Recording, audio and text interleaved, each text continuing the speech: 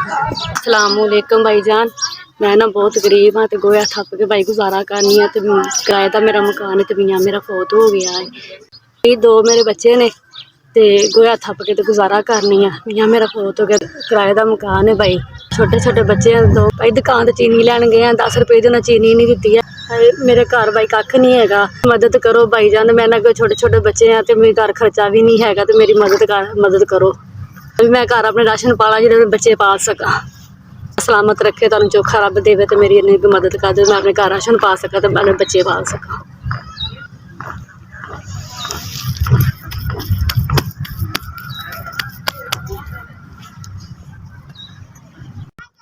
SVS अल्लाह तुहानू बहुता देवे, तुसीं साडी फिर भी मदद करो।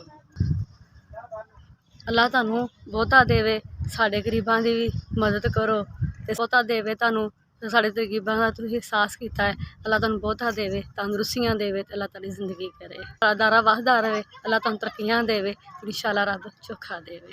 SVS तुसीं मेरे बच्चों की मदद की, अल्लाह तुहानू चोखा देवे, अल्लाह तुहानू कामयाबियां देवे, अल्लाह तुहानू तंदरुस्ती देवे। अल्लाह तुसीं साडी गरीबां दी हर मदद करो।